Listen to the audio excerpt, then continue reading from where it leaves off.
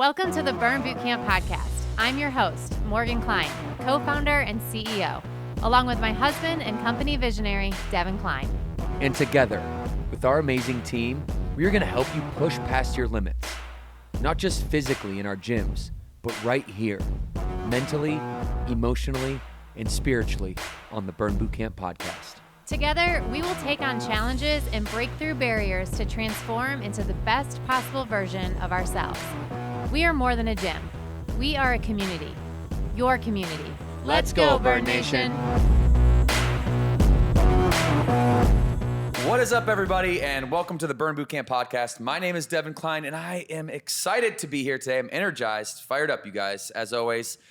We have Trish is in here, our co-host. What's up, Trish? Hello, everybody. And it's Erin's first time on the podcast, everybody. Welcome to Erin. Hey, thank you. Thanks for having me. Yeah, we're going to let you guys give some personal remarks here in a minute because I want to know how you're doing. Burn Nation wants to know how you're doing. And Erin, this is an opportunity for us to really get to meet you. Yeah. This is some, not all, of the marketing leadership. You guys all know that Trish is the VP of marketing and a co-host on the podcast. And so today we're going to talk about mastering emotional intelligence and the power of transformative language. This is a very important topic. As always on the Burn Bootcamp podcast, we're talking about the mental reps, the emotional reps, the reps that you're going to do in your head outside of the gym, because it is much more about congruency, mentally, emotionally, physically, spiritually, than it is just showing up and doing push-ups, right? So speaking of push-ups, I'm trying something new, and I'm doing this every day because I like these little mini challenges.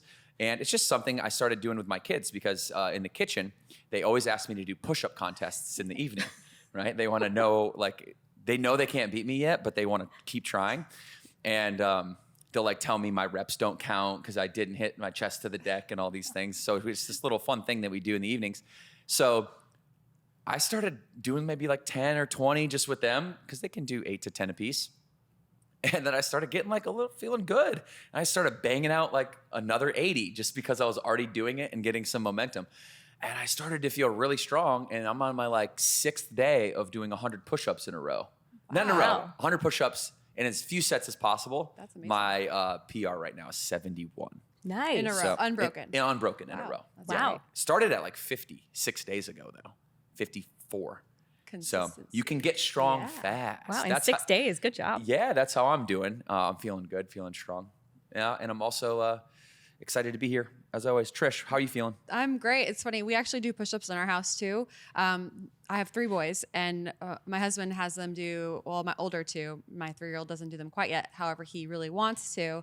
But they wake up and have to do 5 push-ups every morning. So, but I also, and I think it's really fun because my boys know that mommy works out. They know that mommy is strong. So we'll get down on the floor and I'll do some push-ups with them as well. So everything's going great. I mean, they are now back to school. So my kids, it's back into that routine, which I know Morgan and I have talked about a lot on the podcast. I know other moms out there feel that. I thrive on routine, so I'm feeling really good about that. And my sister's getting married in a week. Woo. So I'm really, really excited about that. And I'm even more excited to have Erin on the podcast. Yay. Welcome, Erin. Hey, thanks for having me. This is really, really cool to be here. I am super excited to be here. As DK mentioned, I am on marketing leadership as a brand director. I'm now here. I've been here for about 6 months now, but prior to that, I was a member for 3 years.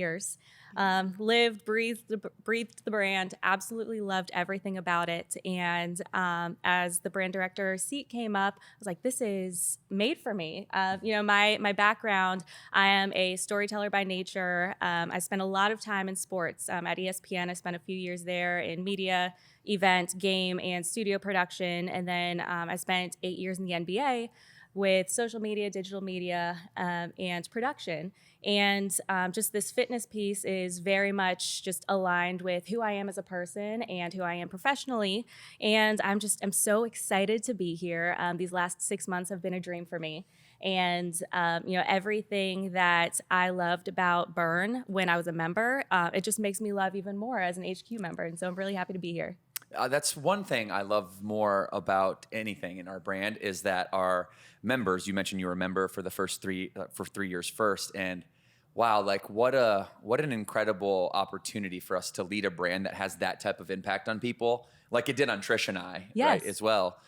That it calls to you to do more of it, right? And oftentimes that is joining the HQ team, and we just love having you. You're amazing. Thank you for you. bringing all your expertise and knowledge into helping us tell stories. That's what our Absolutely. brand is all about. Such a powerful culture, and I mean, what members of any gym franchise chain company like show up on the way to the gym listening to the podcast that their gym puts on? Like probably not very many. And that's because, of your testimony and so many other testimonies out there. I know Trisha's going to share a burn story from Economo Walk, Wisconsin in a little while. So make sure that you stay tuned for that because it is so powerful. But before we do that, I want to talk about fitness for a moment, okay? Surprise, surprise. Oh, Devan wants to talk about fitness. Okay, so we are in our hinge month, y'all, okay? We've been tracking our deadlifts over the course of the month, and we are here at the last couple days, all right? And it is time to hit our PRs, people. Are you looking at me out there, Burn Nation? It's time to hit some PRs. Pick up that heavy weight, and let's get a PR in our hinge because you can. I know you can. I've trained thousands of people personally and hundreds of thousands through the Burn Bootcamp trainers. And here's one thing that I know that each and every one of you possess, okay? You possess the strength to always go heavier. Just even a little bit. You always have a little more gas left in the tank. And it's not that you physically can't, it's that mentally you don't believe that you can. And so therefore you don't. And if you don't get stronger. And if you don't get stronger, you plateau. And so the mental nature of picking up a weight that you don't think that you can actually lift, what that does for you psychologically is it strengthens your mind. It strengthens your mind to become somebody who can do hard things. So that's what the Hinge monthly focus is all about. That's what any monthly focus is all about here at Burn. And we lean into strength, and we always have leaned into strength. Strength is a big trend right now. Hypertrophy, strength training, resistance training. And I'm so happy. Like, welcome to the club, everyone else, because we've been doing this since 2012. And we're getting more specific, more, how would you say, personalized, more contextual to your journey as we continue our journey as a business through progressive overload, group periodization, and being able to have human movement patterns that, hinges this one: lunge, squat, push, pull, gait, balance, agility. There's 12 of them in total, 7 primary that we really focus on, hinge being one of them. We're going to continue to challenge you, all right, to lift heavier weights in these human movement patterns. Hinging is one of my favorite because it strengthens the lower back and the hamstring complex. And so many of us have lower back problems because we don't pick up heavy things with that kinetic chain on the posterior half of our body. So let's go, people. PR, now's the time. Let's make it happen. And trainers out there, all it takes is your word of encouragement. That's it. I know you can do it. And they might say, no, I don't think I can. And then you say, prove it. And they do. And you high five. Everybody's more confident. And we move on, right? Can I add something to that? Yes, please. So one thing, as you mentioned, I'm glad you said human movement patterns, because we're actually in the middle of a promotion. You guys probably have seen this in your gym. And part of our storytelling of this quarter right now is confidence takes reps. And I'll let Aaron share a little bit more, but I just wanted to hit on this because part of what we're talking about at Burn Bootcamp is more than just what Devan is saying. It's more than just what you're doing in the gym. We are building strength in our bodies, but it's also building that mental strength. Because if you go into the gym, and I know if your members listening to this, they're like, yes, 100%. You come out feeling stronger, not just physically, but mentally as well. Aaron, can you talk a little bit about confidence takes reps? I would love to speak on confidence takes reps. And basically what Trish mentioned is what you're doing on that floating floor really, it transcends the gym itself. So if you pick up a heavy weight, you're doing something that maybe you're not so confident in doing. Let me go to that extra weight and do that deadlift and make sure that I'm, getting those reps in.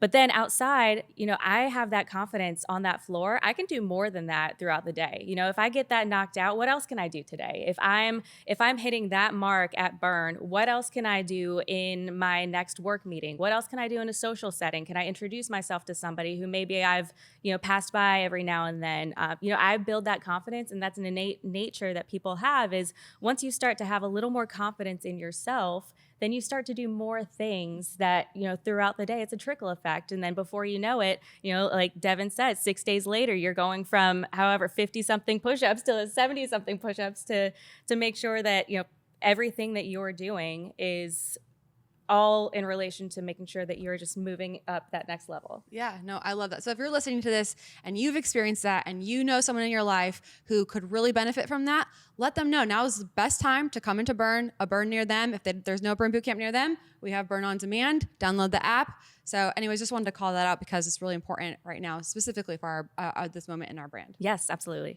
And I have had so many stories of people who started on a promo and are now like, they've worked their way from like promo to member. And then oftentimes like, hey, you guys need help in Child Watch? Because I really like this place. And then maybe a Burn ambassador, so it is really cool to reiterate the fact that the physical, mental journey also starts to transcend even the mental, physical, emotional, spiritual complex starts to, affect your relationships and your finances potentially and these types of things. Okay, so speaking of getting PRs done, there is a little product we have for that. And I don't know about you guys. It's my favorite one so far that we've released. We just released Blue Raspberry. Aaron, talk about that and in relation to these PRs that we're after here. If you need that extra boost, if us telling you right now is simply not enough, just go ahead and get yourself some Blue Raspberry Ignite. It just came out.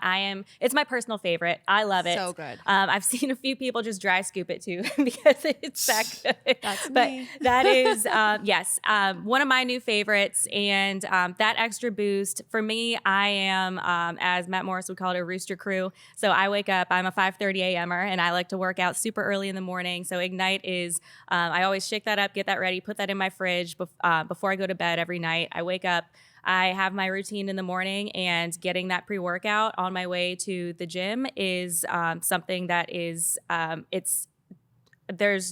can't go without it at all. If I don't have my Ignite, then my PRs, I don't hit my PRs. I don't really have that workout and have that energy that I really need to make sure that I have a full, satisfying workout in the morning. So that's my go-to. Yeah. Trish, I know you're no stranger to dry scoops. I've seen you dry scoop a few times. I feel like I'm a pro at this point. It was a learning curve. So if you haven't done it, it's okay if you make some weird faces at first. That was totally me. Matt used to make fun of me. But I love some Ignite. And we were actually talking about it with Morgan last time, where sometimes it's also just like, it gets you in the mood for camp. Like, I'm going to go crush this camp. And one thing that I do really like about our monthly focuses is it gets you in the mind to like, I'm going to go and I'm going to pick up those like deadlifts. I picked up 75 pounds. I was usually at 70 and I'm like, no, you know what? I'm going to get 75. So highly recommend Ignite. Did you hear that? 75 pounds, right? 75. That's heavy. Good job, Trish. Thank She's you. a beast. Girl, PR in it. Nice job, Trish. I want to, Trish, let you tell the story today in the Burn World segment. This story is really important because how emotionally deep it is, and it will just trigger so many of us in our own journeys and the ups and downs in our own lives. So Trish, I'll give it up to you, and why don't you introduce Casey, a Burn Bootcamp member from Oconomowoc, Wisconsin. Yes. So Burn Nation, the stories are one of my favorite things about my job. Getting to listen to people's transformation stories, and something that's really important for me is to tell their story the way that it is. So I'm going to take this moment and I'm going to read Casey's story. It's really powerful, and I just want you, if you're listening to this or if you're watching this, just close your eyes and listen to her story and how it resonates with you, because again, it's really powerful. So thank you, Casey, for sharing your story. She says, my burn story started in 2019, a few months after I had my second baby. I loved the community, my trainer Sam, and the consistency of workouts I hadn't had before. A few months into my burn journey, my husband received orders that he was going to deploy for the second time to Afghanistan for a year. And at this time, I had a 6-year-old, a 10-month-old, and I had just found out we were expecting our third baby. I decided to take a break from Burn. I gave birth to our third baby while my husband watched via FaceTime from Afghanistan. And 3 weeks later, COVID hit the US, forcing me to raise 3 kids on my own. My husband returned home when our baby was 7 months old. We needed to adjust to the new family dynamics and face many ups and downs. We really pushed us mentally when our 3-year-old daughter was diagnosed with type 1 diabetes. My mental health was at an all-time low. It was around this time that I saw a Burn Economo Walk opened. However, where I was at physically, I was too embarrassed to start. I saw a transformation story that really resonated with me. Lauren talked about struggling with mental health and how she resorted to wine almost daily to deal with stress. She shared that Burn changed her not only physically, but mentally as well. She was happy again. Her daily routines changed, and she was a better wife and mother because of it. I signed a membership the next day. When I first restarted, I could barely do a push-up on my knees, could hardly do the ab wheel, and modifications were my go-to, but I kept showing up. Some days were harder than others, not just physically, but mentally as well. Burn Ocon, which is what they call it, became a place I wanted to be at on the mentally challenging days. The workouts helped me release stress. I formed new, healthier habits and made new friends who are some of the most inspiring people I know. Physically, I've lost over 20 pounds since last May when I started my journey. This was stubborn weight and body fat that I had been trying to lose for years and couldn't. My trainers believed in me and kindly started offering me heavier weights and challenging me more and more each camp. I went from modifying almost every exercise to pushing myself to the more difficult mod-ups. Mentally, Burn saved me. I found a new confidence in and out of the gym. Burn Ocon got me through some of the hardest days and helped me find the best version of me. Woo! I am emotional right now, guys. Thank you, Casey. For me, I don't even know how, Casey, you're so strong. Your story, thank you so much for sharing this. This is what makes Burn Bootcamp and Burn Nation so special, is us listening to these stories. I cannot relate to this, but all I know is if Casey can do it, this makes me want to go do it. You inspire me to also go and push myself because you are so strong. So that's how it resonated with me. Devan, what are you thinking? The strength, what comes to mind is all the hurdles that she had to overcome in order to get to where she's at today.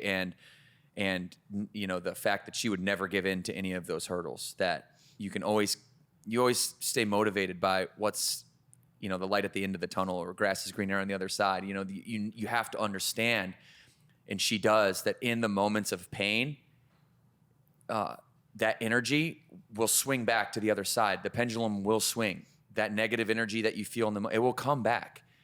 It has to.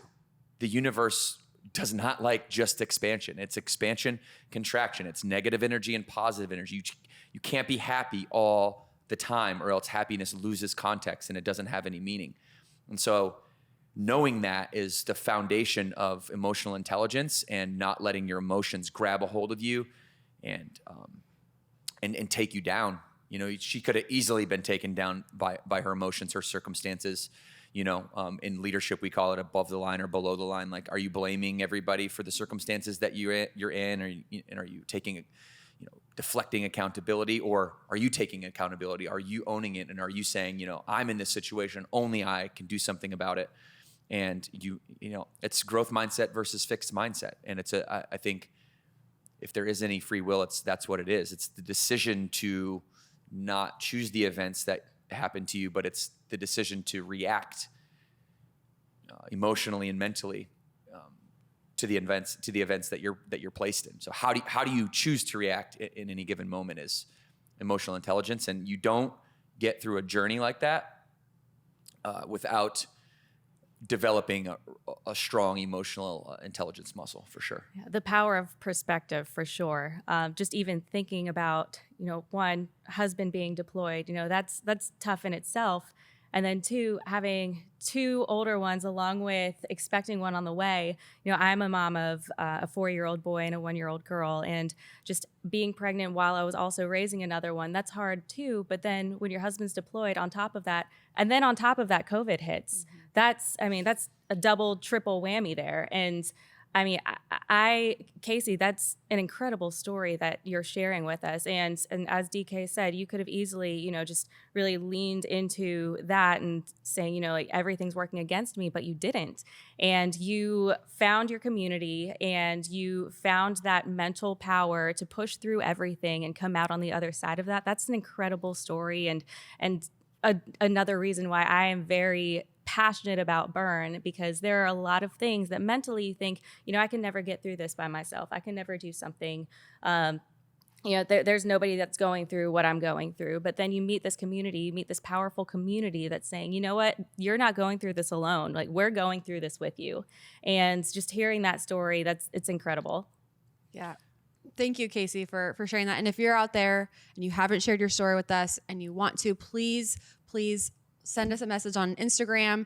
You can hit us all up on Instagram if you don't want to share it publicly, but we would love to hear your story and share it on the podcast. Yes, thank you, Casey. That was amazing. I was definitely have tears. Yeah. So, gosh, I love this company. You know that? Like, it's just amazing to hear these stories and to be here with you guys, just sharing human triumph. I love it. It's amazing. Okay, we're gonna move on to member Q&A. I've got Lindsay from High Point, North Carolina. Okay, she asks a question. I want all of our opinion on it. I'll lead this one off. Can you share a time when you hit a fitness plateau and how you overcame it? Common question. Okay, a fitness plateau. Let's first define plateau.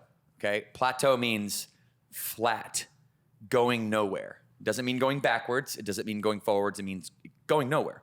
And in life, nothing stays still, right? So a plateau doesn't actually exist. Let's start there, okay? And let me explain myself, because that's a bold statement. The plateaus don't exist. Even a mesa, like a plateau, like a mountain that's flat on top. Zoom in to that top of that mountain. It's not flat. I mean, if you look at it from, 5,000 feet, 30,000 feet away, it looks flat. But if you look it up close, it's very rigid and it's very rocky.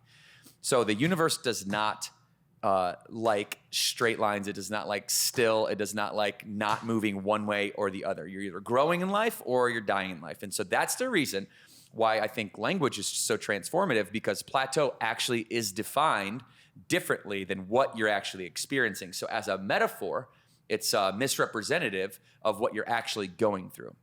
So that's where I start with this. The second piece of it is, okay, if you believe that, then it's not a plateau then, because if you're either going upward or you're going downward, so you're actually going down. If you language is a plateau, you're going away from where you want to go. Mm-hmm. So what that tells me is one thing and one thing only, and I'll take this back into accountability and personal responsibility. I'm a big believer in that it is not a plateau, that it is your inability in the moment to make an adjustment that stops you from going south and starts the path to going north. This is where you hear people say this all the time. They say, the definition of insanity is when you keep doing the same thing over and over and expecting different results. So a plateau is just our own. It's not something done onto us. It's something we do to ourselves by a language pattern that isn't precise. And that's the problem with,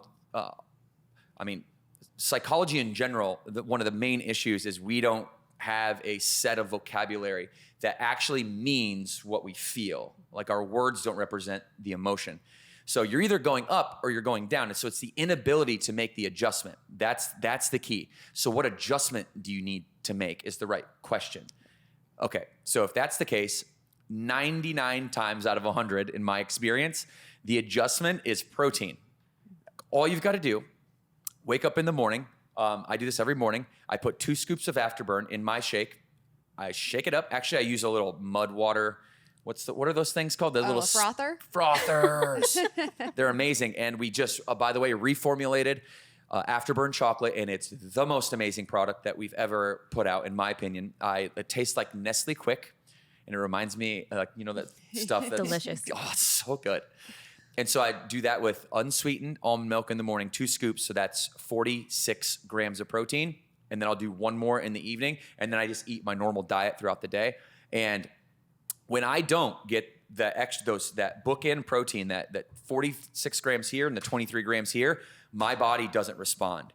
and I see it right away and it starts going the opposite way. As soon as I put that back online, that strategy is there, that I go right back up. So to me, it's always about, not always, but the 99% of the time, it's about, are you getting protein in?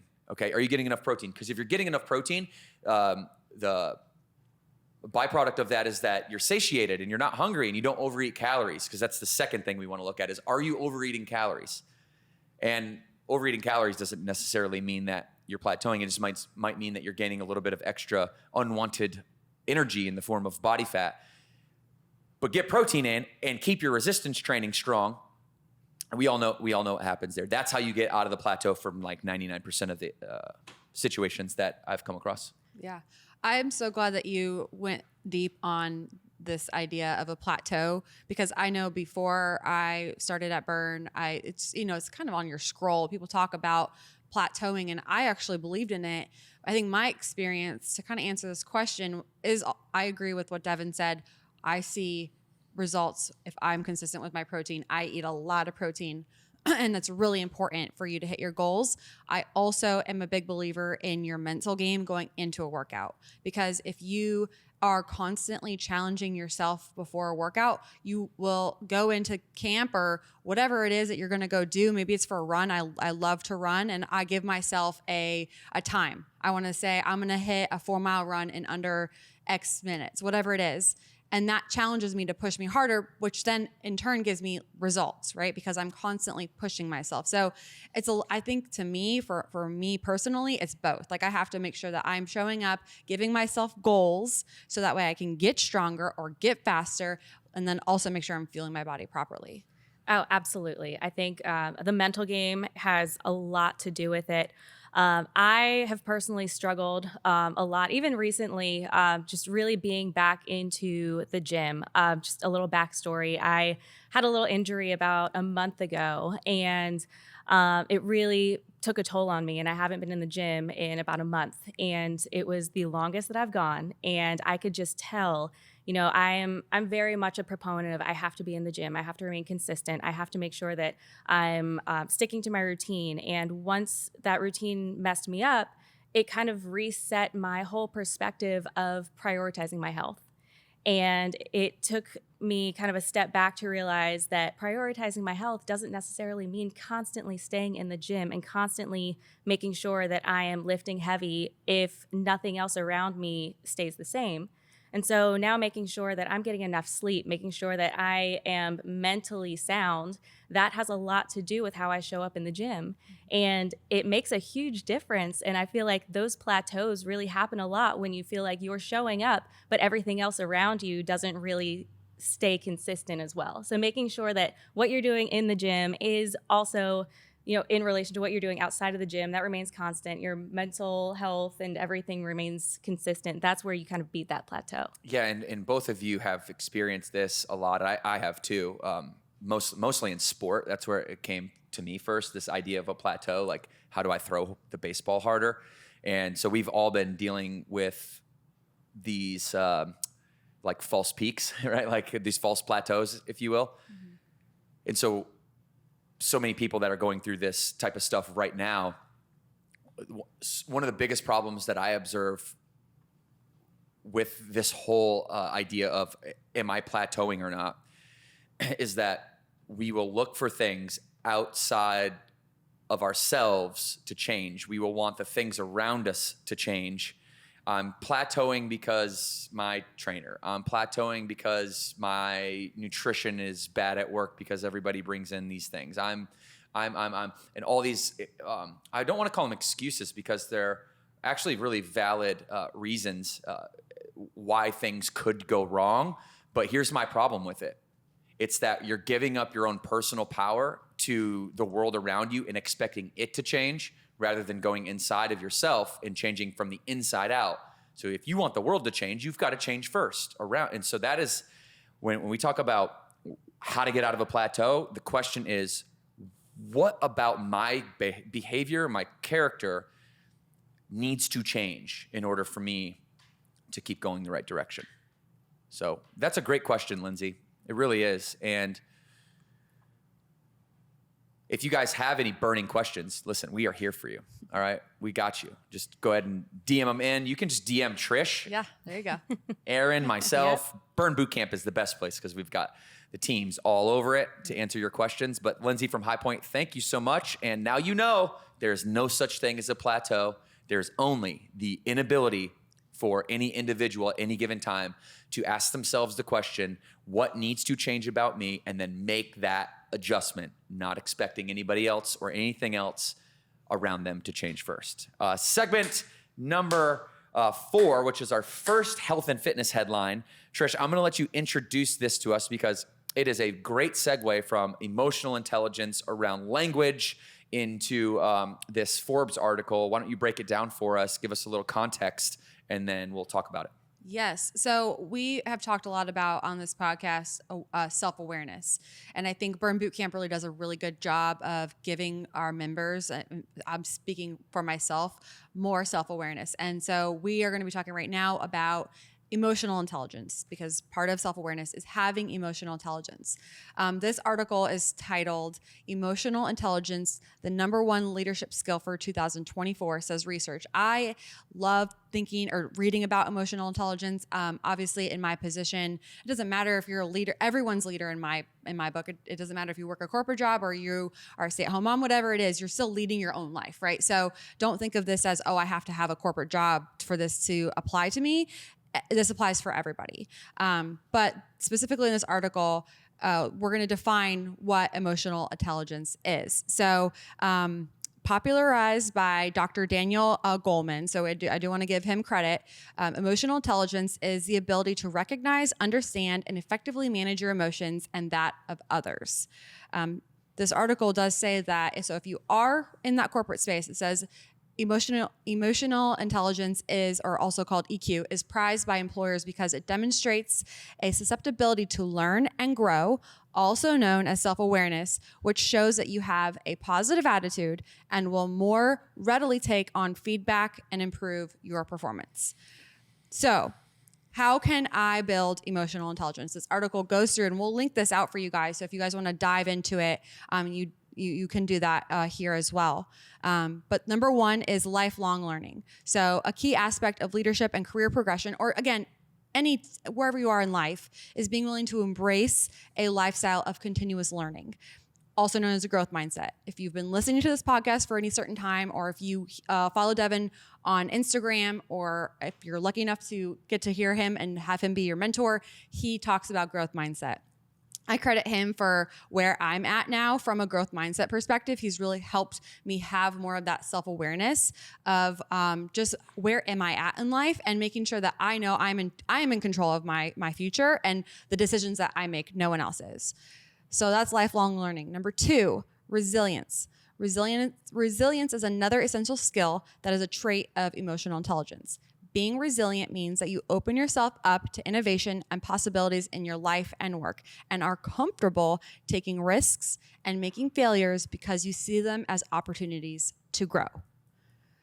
This to me is what we talk about at Burn Bootcamp all the time. So we say, maybe you do a box jump for the first time. You're challenging yourself in the gym, and that helps you, right, grow mentally stronger outside of the gym. It's again going back to this idea of self-awareness, which is #3. When you have high EQ levels, you will be able to recognize and control your emotions and how you react to upsetting situations that may take place at work, or again, in any situation.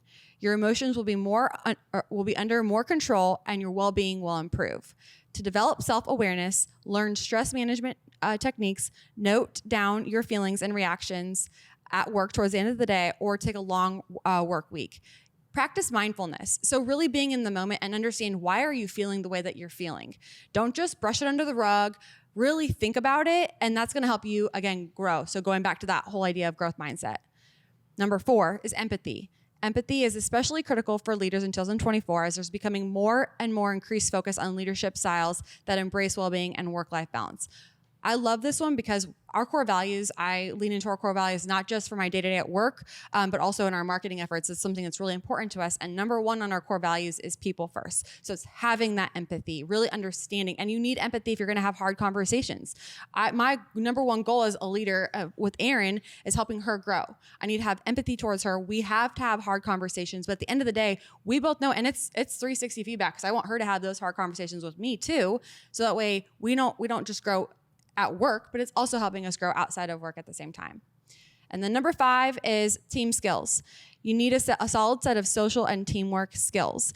Emotional intelligence is not just about your own emotions, but it's also being able to relate to others' emotions and actively listen.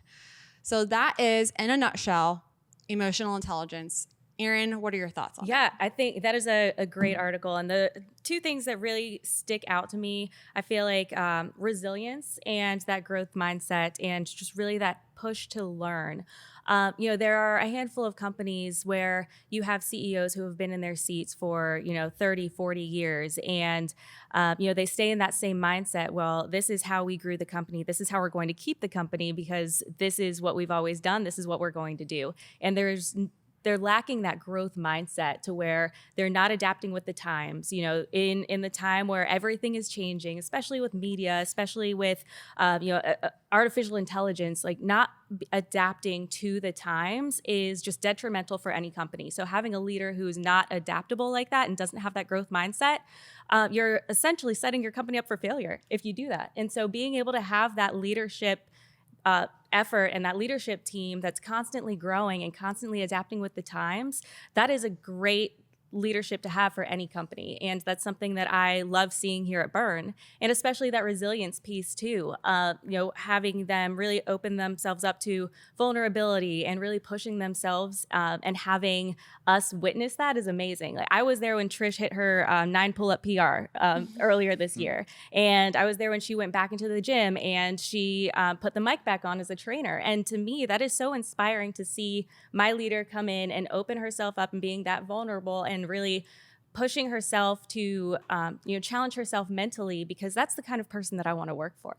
And that's the kind of person that I know will push me to be my very best. And so having those emotional intelligence features in a leader is incredible to see. And so I'm sure, DK, you can touch a little bit more on that too. Yeah, and it really goes back down to number 5, where they talked about team skills, and you as a leader, Trish, you this about me, and you and Erin, you as a leader, your attitude, your beliefs, your efforts will be a direct mirror reflection of how your team looks at the world and views the world. And Trish, just to toot your horn for a minute, because I've known you for a very long time now. We've become great friends, not only colleagues at the office and leaders of the organization, but you've always been a very, very talented person, but you've just constantly leveled up, and I think the reason you've done that is because of number 1. That's my favorite one on this whole article, is number 1. If leadership is the most scarce resource that we have in this great country, and I believe that statement to be true, then we need leaders to go out and, or people that have leadership potential to then go out and learn how to be a leader, both through experience, but you can't be a clean slate and then go step into an experience and then learn everything you need to learn. So there's a piece of it that's proactive. And this has been my whole life. I witness you doing this on a consistent basis, and it's lifelong learning. I sit down at the dinner table with Morgan and my 3 children every night, and we have 4 like Kline personal family values, and they're really core values, but core values in action. And it's lead, love, learn, grow. And I ask them every day, what is one thing that you've done in each one of these categories today? And they'll tell me, and they're conditioned to tell me now. And the learning one is always the one that I lead with. I said, what do you learn? What did you learn today? Tell me something you learned today. And when they start telling me what they've learned, I'll ask them, tell me more about that. Tell me more about that.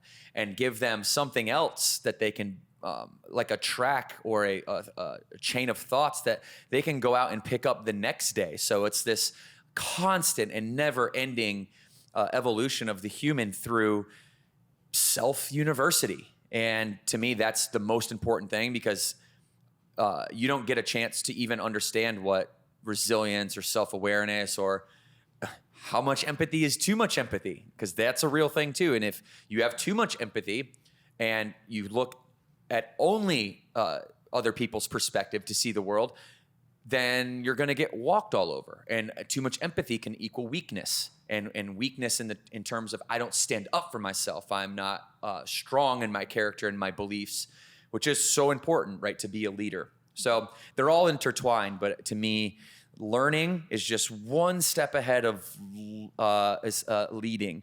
Learning how to love, learning how to grow, learning these things is very, very important. And for me, it's been YouTube and book university for pretty much 2 hours of my life every day since I got released from the Giants.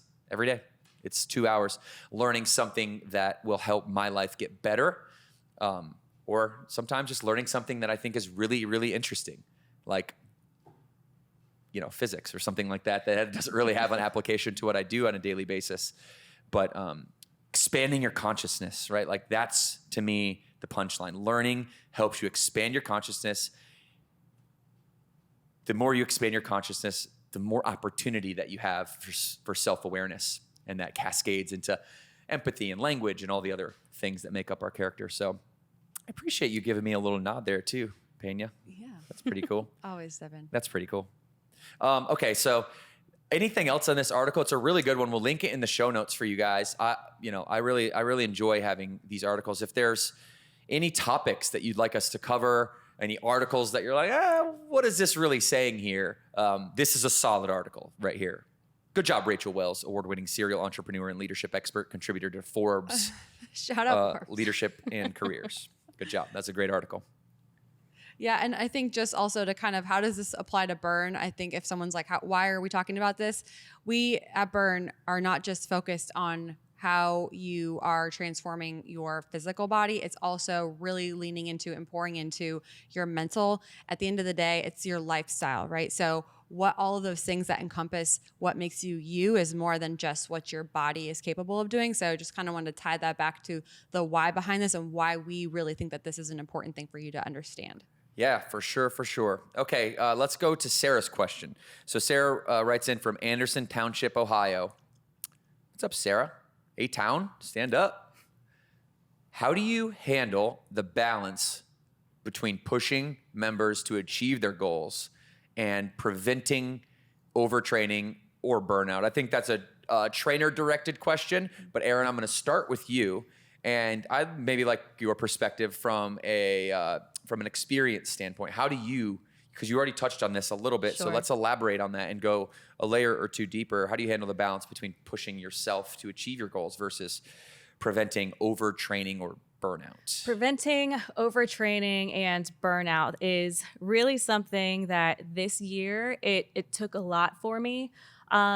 Previously, before I even became a member, I was very much that like box gym, like into fitness, had my giant headphones on, went to the gym. Don't bother me. I'm going to stay here for 3 hours because this is my me time.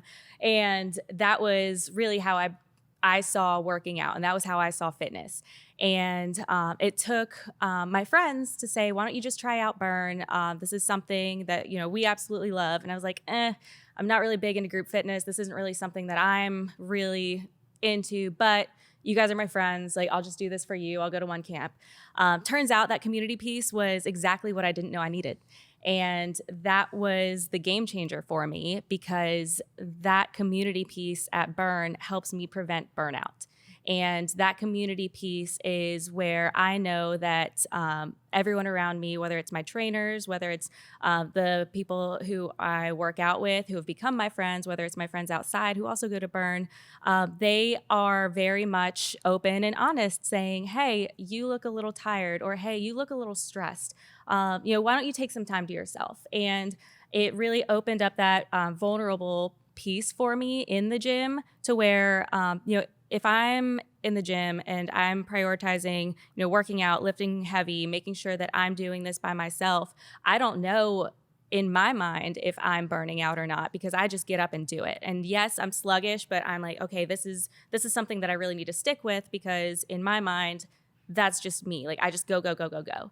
And I think that community piece really for me is how I prevent burnout. My focus meetings with my trainers, they're saying, hey, take it easy. I could tell you're not being your normal self today in the gym. Why don't you, take a little, like take 10 or something. And so, yes, they push me, but they also know when I know that I'm exerting myself a little bit too much. And so for me, preventing burnout really comes with that community piece and really relying on that community.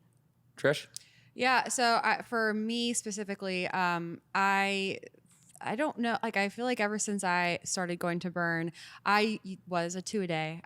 I did it. I used to run to the gym and then I would do 2 camps. I was kind of wild in that aspect. And it really came back to having the self-awareness of why am I doing the things that I'm doing? And also to Erin's point, talking with my trainers. Morgan Kline was one of my first trainers. Beth Williams, shout out. Beth was also my trainer at Burn Boot Camp Cornelius, almost 9 years ago, which is so crazy. So for me, I lean on my trainers to help me with that, but they've also instilled this idea of self-awareness and telling me like how I can progress to my goals without overtraining. I don't need to do 2-a-days. Maybe I'll go for a run and also go to camp because I do it for my mental sake, not because of I am trying to hit a certain goal, if that makes sense. So it's really more a mental thing for me. And then I also was a trainer for a couple of years. And so I can speak to it from that aspect of, I think one of the really cool things that you hit on was our trainers are aware. So when we are in those focus meetings, we're listening to the goals. And it's really important for Sarah, and I know Devan, you'll speak on it more from a trainer aspect too, but we hear the goals and then we can make sure we are being that friend or whatever it is to make sure that we are giving that advice to, if it's Erin's goals, Erin, hey, I know you have a goal of doing this. Maybe it's you want to do pull-ups and I see you maybe overworking a back muscle. And so I'll be like, hey, maybe you should try something different.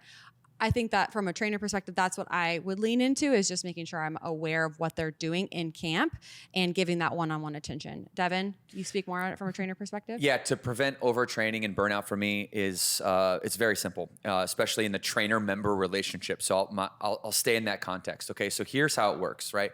A member has a relationship with the trainer where it is much like a player-coach relationship, to where, coach, I want to go on the field, I want to perform, I want to go get that ball, I want to bring that ball, I want to give it to you out of respect because, I respect you, you're my leader in this area of my life, and I give that authority up onto you. Now, with great responsibility, comes great power. And so you have now a responsibility for somebody's outlook on life, their perspective around the most important thing.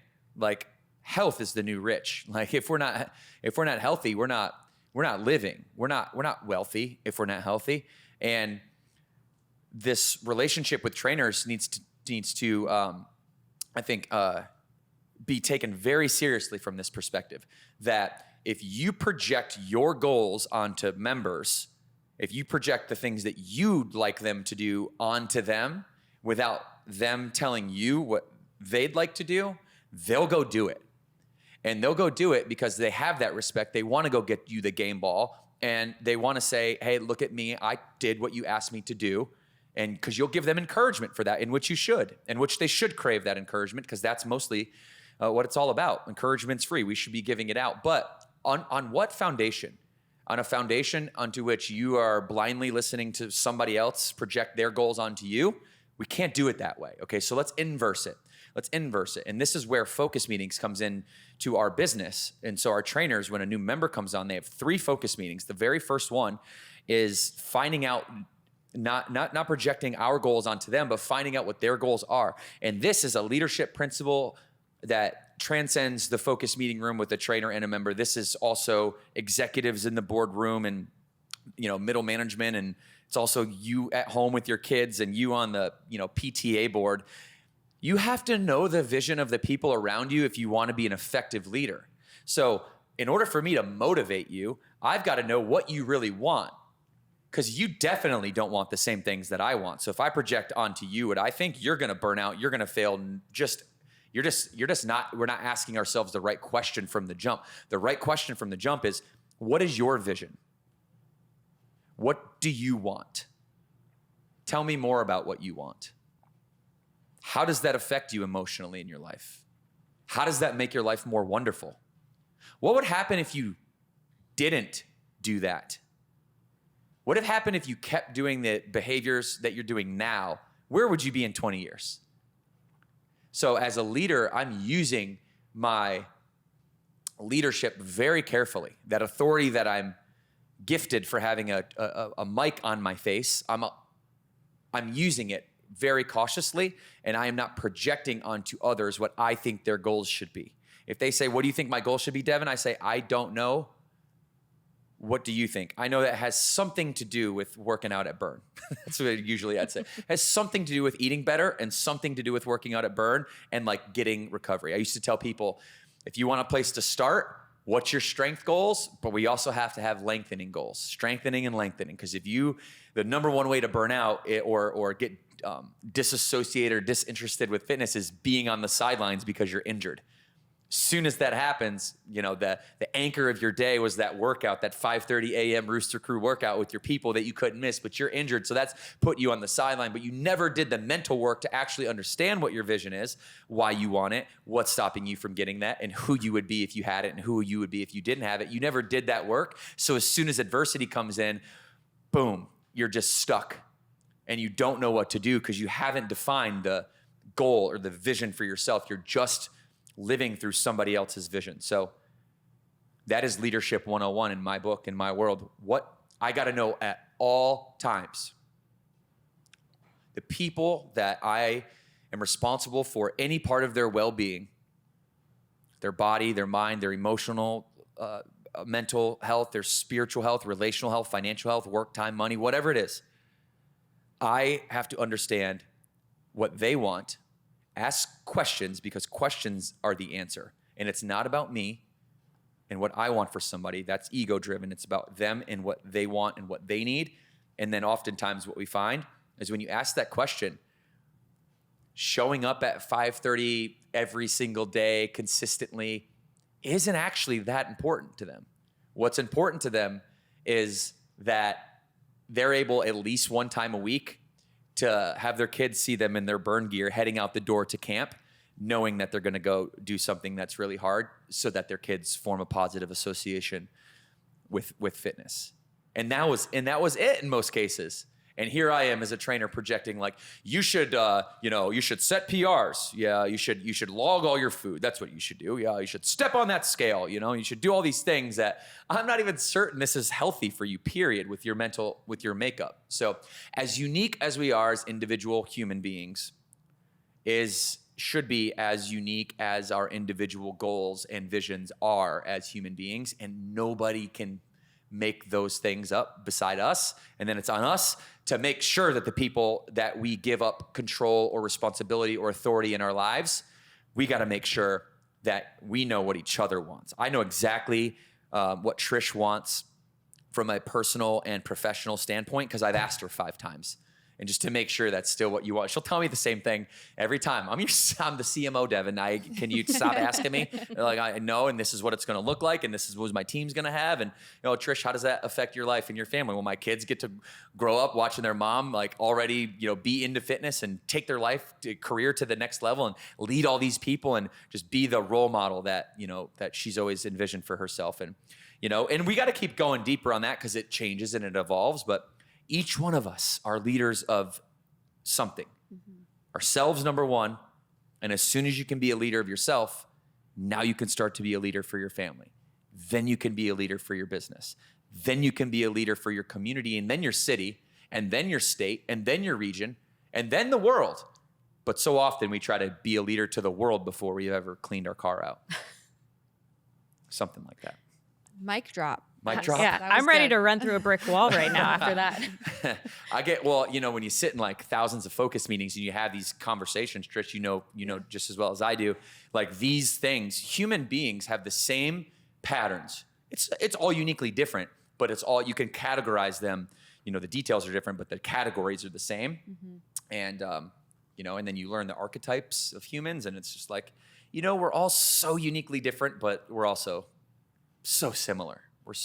What are you, any ending thoughts on Sarah's question here? I know I probably took the whole segment here ranting, but any continuation? I was just gonna say, I like how you took it from being a trainer to then like outside of what that means. And it's really just digging in. And I think I would say it a lot, but it goes back into like the self-awareness for yourself and and also seeing if someone else has that self-awareness in themselves. So if they are experiencing that in any aspect of their life, whether it's in the gym or if it's outside of the gym, if it's me working with Aaron, or even if it's me working with my kids, it's helping them understand why they're doing the things that they're doing. So that way they don't experience burnout, right? So it's just being that friend to someone else that you're seeing. I don't know if you have any closing thoughts Yeah, on that. absolutely. And if you also think that you're burning out, mentally that takes a toll on you too. And you're like, man, I'm not really showing up the way that I should.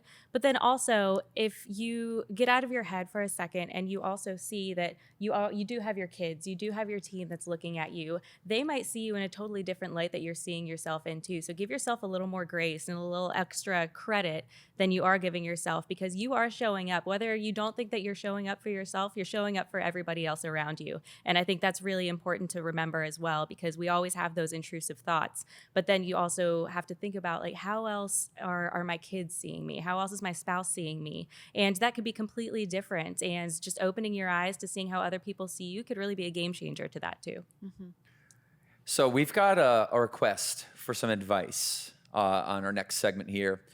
This is the power of transformative language. And we've talked a lot about this, but the Burn Bootcamp book has a whole section on transformative language when it comes to emotional intelligence and really saying what we mean.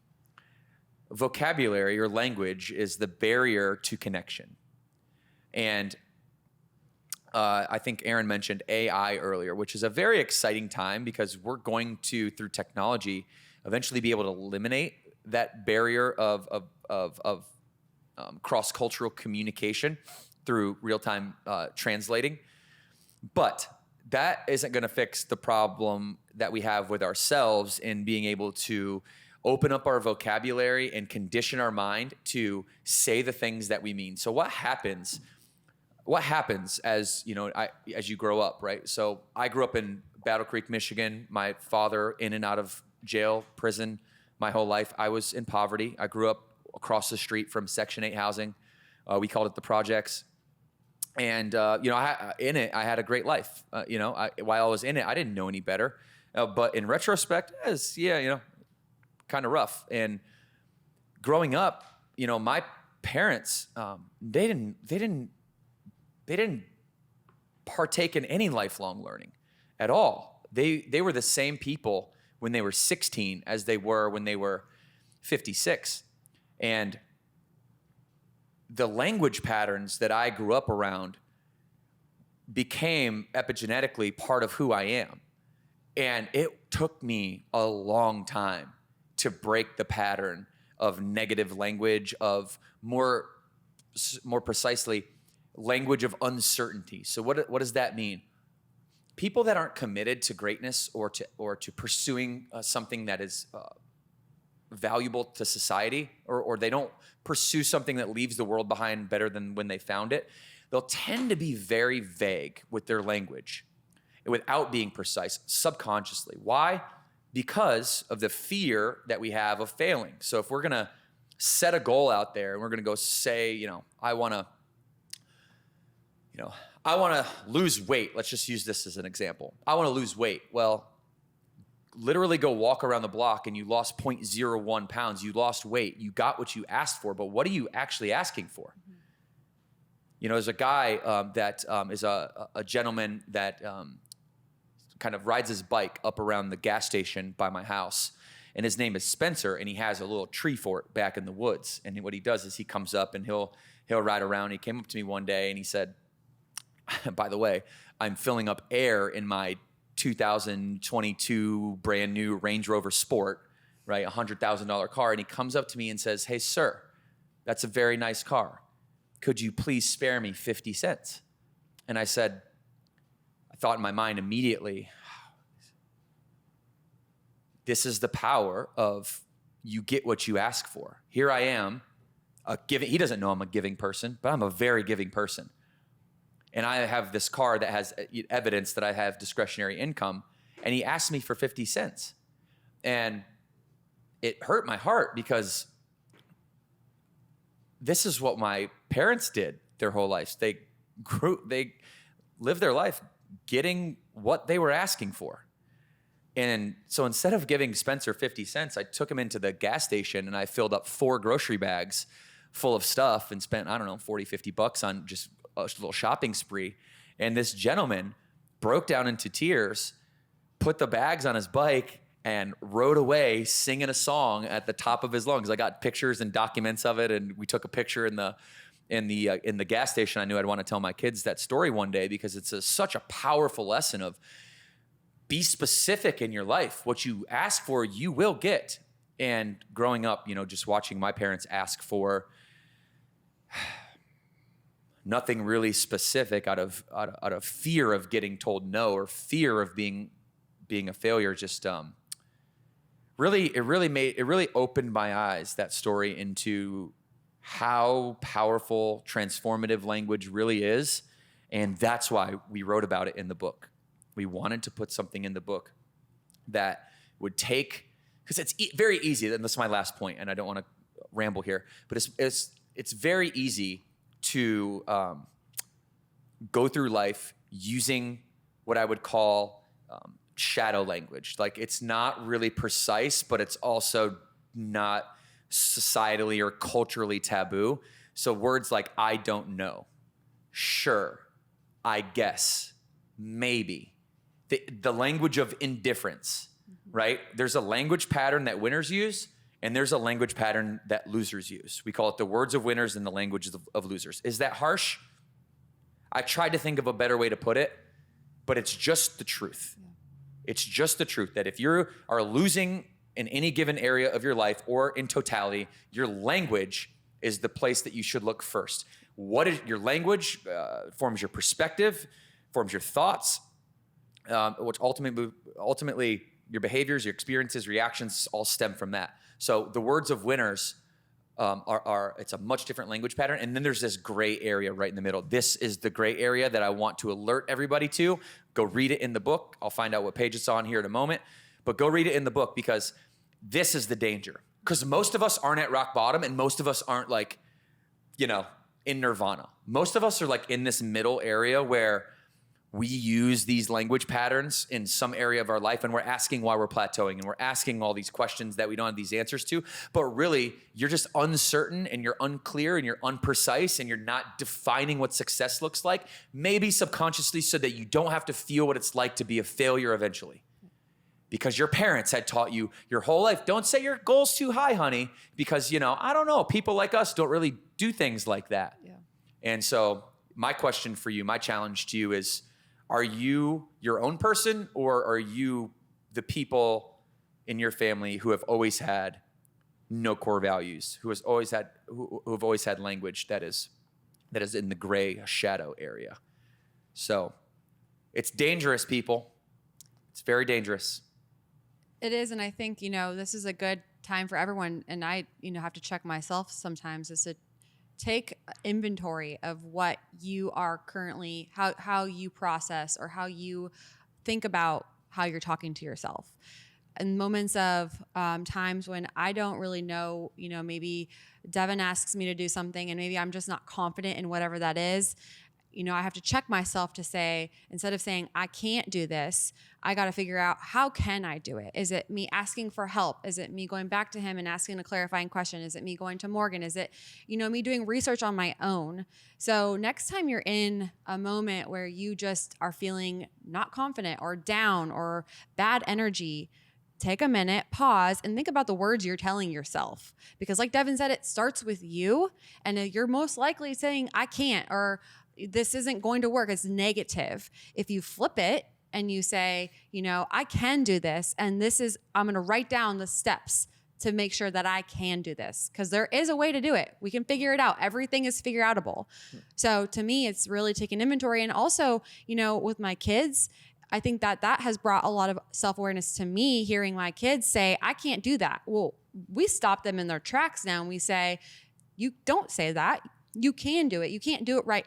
You can do it soon, right? We're going to help you get there. Switch the way that you're talking to yourself. And I think, that to me, I also make sure I don't say those words in front of my kids, because my kids, they are constantly just soaking up everything that I'm doing, my husband's doing. So you are also setting that example for your kids. Like Devan said, it really does.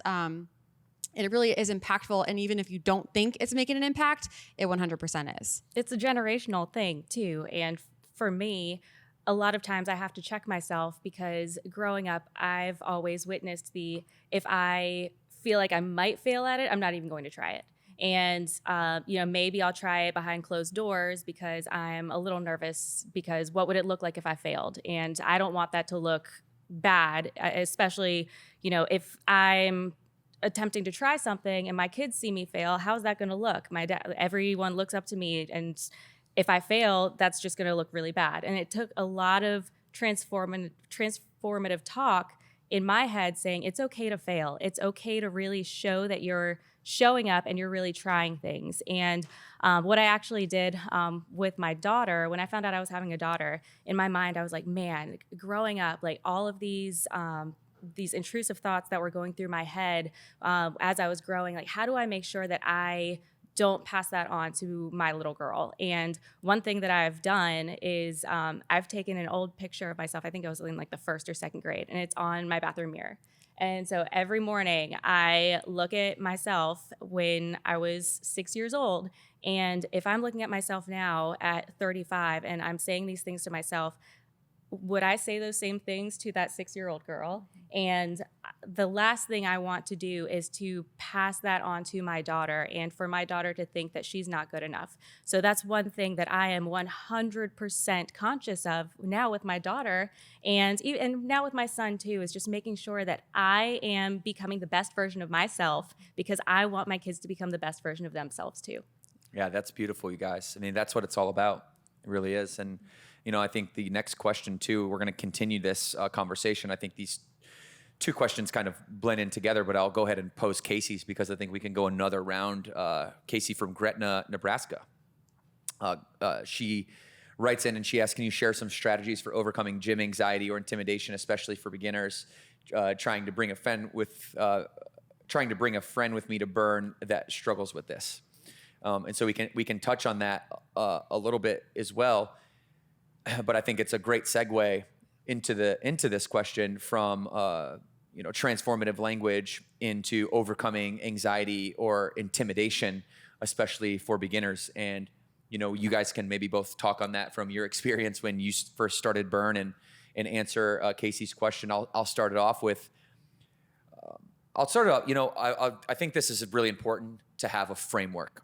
So here's my framework for emotional intelligence, because everyone wants to ask the question, what is emotional intelligence and how do I do it? And then the answer is always self-awareness. And then it's like, okay, still not helping. How do I do self-awareness? So if emotional intelligence starts with self-awareness, how do I actually do that? All right, so over time and through observation and trial and error and experimentation with members, with myself first, you can't transfer anything that you don't first experience yourself. I came up with really 3 questions. The first one is really a discovery question. The second one is an intentional, setting an intention question. And the third one is an action question. And these 3 questions you can carry around with you, and you can use them as the literal tool. Questions are a great tool, always. Just remember that. What questions are you asking yourself? Here's the self-awareness 3-pack. How am I feeling? You start to notice something bubble up in you, like Trish was saying. How am I feeling? What am I feeling? What is that? Identify the emotion. Is it anger? Not anger. Is it frustration? Ooh, getting closer. Is it discontent? That kind of sounds right. What else is kind of like discontent, but it's not quite right? Ooh, I'm just anxious. That's what it is. I'm a little anxious of what's gonna. Wait, is that excitement? No, it's not excitement. It's anxiety. Okay, it's anxiety. I got a little anxiety going on right now. Okay, that's the conversation that you have with yourself. Step number 1. Step number 2. Question number 2. How do I want to feel? Because how am I feeling is one thing. It's not always desirable.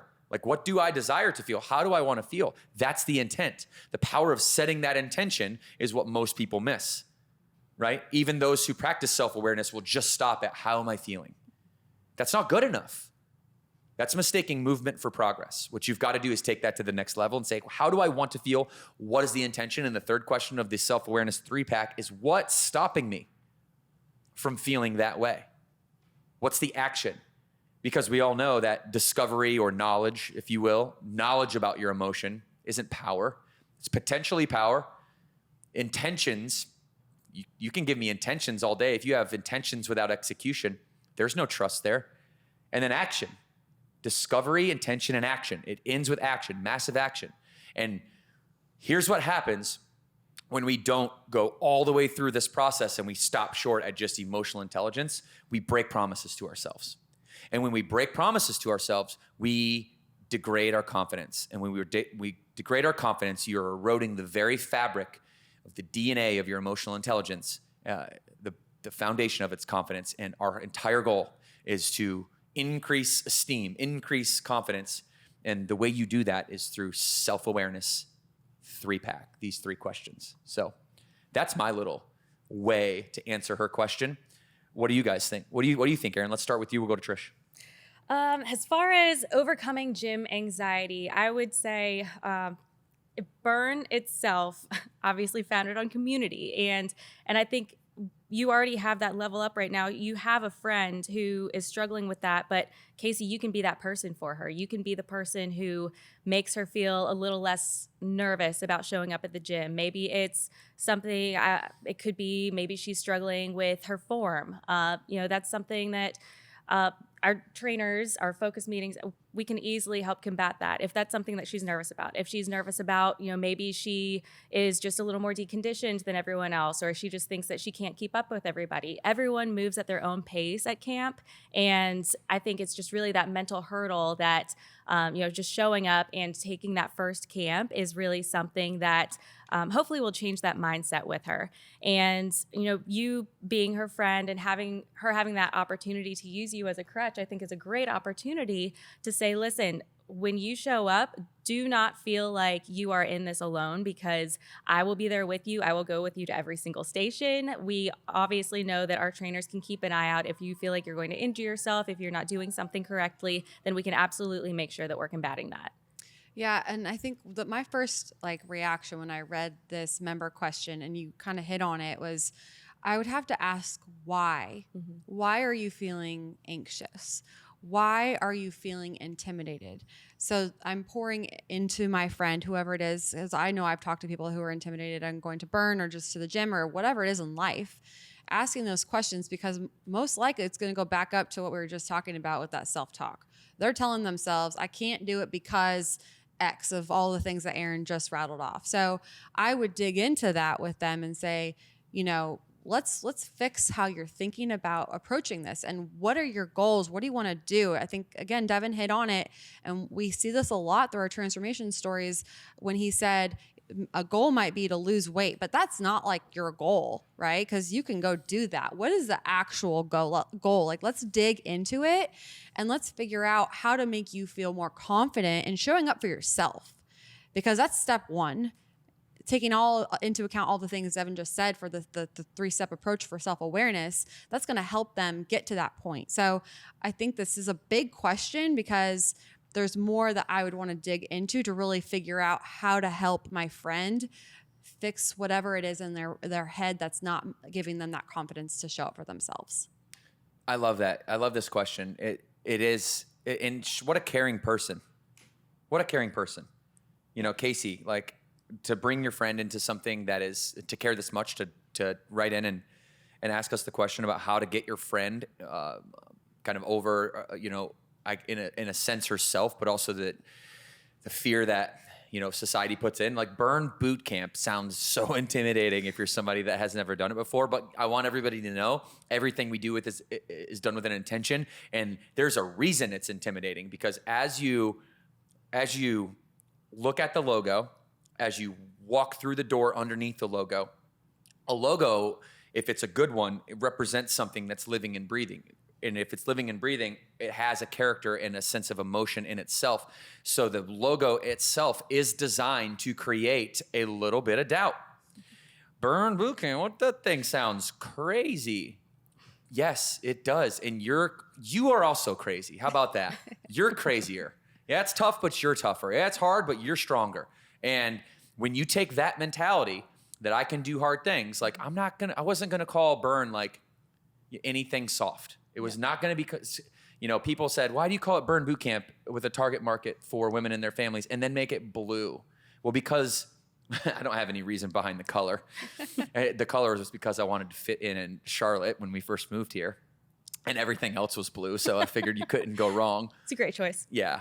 But Burn Boot Camp was a very specific choice. And so it's designed to create a little bit of those emotions and so that you can then overcome them, right? Because if there's no hurdle, if there's no fear that's introduced to you, there's no hurdle, there's no weight that's resistant against you, then you don't get stronger. You don't have a hurdle to jump over. You're never going to be able to jump higher. And so I have this tattoo on my left inner arm, and it's strength and courage. And it's always the dichotomy of that. Like when you get the courage to do the thing that scares you the most, strength is on the other side. Mm-hmm. And that is you're an incredible friend, Casey. And I got to come visit you guys in Gretna, Nebraska. That's our 43rd state? Oh, it's up there. It's up there. I think 43rd state. We have so many states now, Devan. Shout out to Tim and Tara. Love you guys. And Casey, thanks for writing in. Closing thoughts here, everybody. Closing thoughts. Thank you guys, first of all, so much out there for tuning into the podcast today. I've got maybe one closing thought, but I'll save it till the end here. Trish, what are your closing thoughts? I think I'm just now so into really Casey's question. I echo what Devan said. Thank you for asking that, because you're not alone in that question. We get that question a lot, and I do want to dig into more of this emotional intelligence. I'm on this kick. I think Devan knows, and you're probably learning this about me. I really like to, when I am on a kick on something, I want to learn the most about it. So I now have this, my closing thoughts are, I'm going to go learn more about emotional intelligence. And I want everyone else to kind of dig in and to take inventory and take a moment and figure out where are you at with your emotional intelligence. And then what are your next steps to just get better?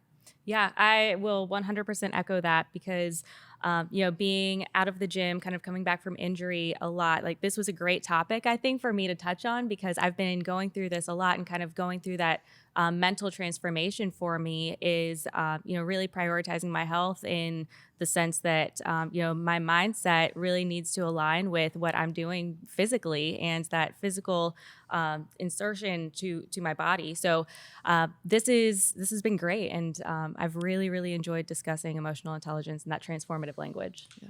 And if you guys want to continue your journey, one of the things that helped me as I was like a 24-year-old baseball player that didn't even open a book or know what the word entrepreneur was before I found YouTube and a few books.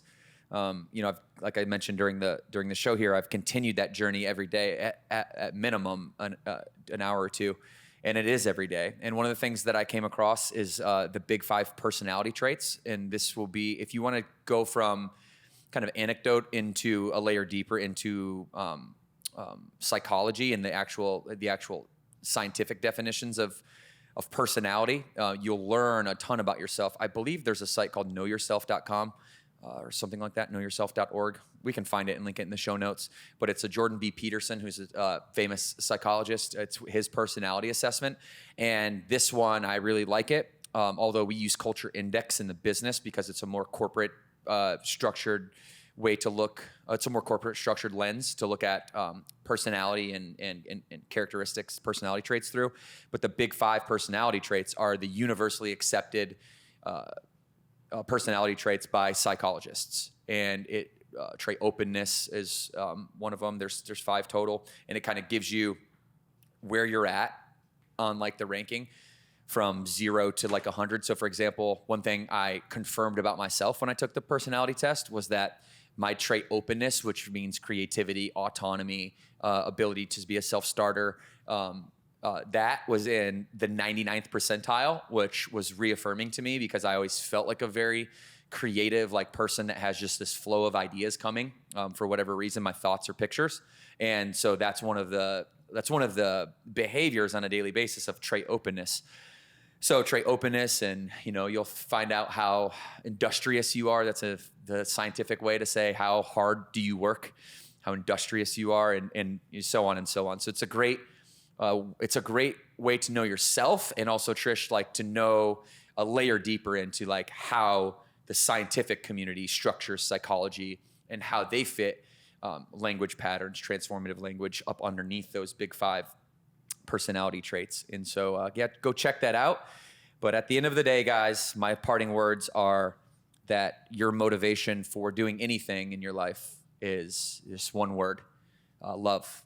You're gonna do things for the gain or loss of love. And that's it. So when you talk about the question, I'll leave you with this thought and maybe something for you to think about. As you think about the answer to the question, what is my vision specifically? Even if I don't know, if I did know specifically, what would my vision for my life be in the next 5 to 10 years? Start to think about that question and know and understand that all of us as human beings, what the common denominator and the answer to this question will be, that is all about who you love, and it won't be you.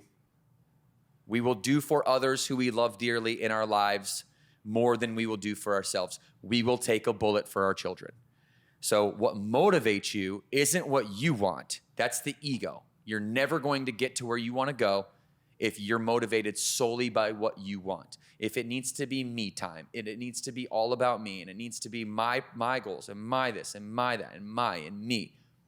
There's a place for that, but if it's all of that all the time, then you're not going to end up where you want to be. Who are you doing the things in your life for outside of yourself? That's very important. You start to think that way in terms of gain or loss of love, your vision automatically becomes crystal clear. Who am I doing this for? What do I want them? How do I want them to view me? Think about it. Thank you guys for being here. Erin's debut on the podcast, everyone. Woo! This was fun, guys. Thanks so much. All right, Trish, you want to take us out? Yes, I would love to. All right, ready? 2 claps on 2. 1, 2. YouTube, Google, Apple, Spotify. Leave us a review. See you guys later.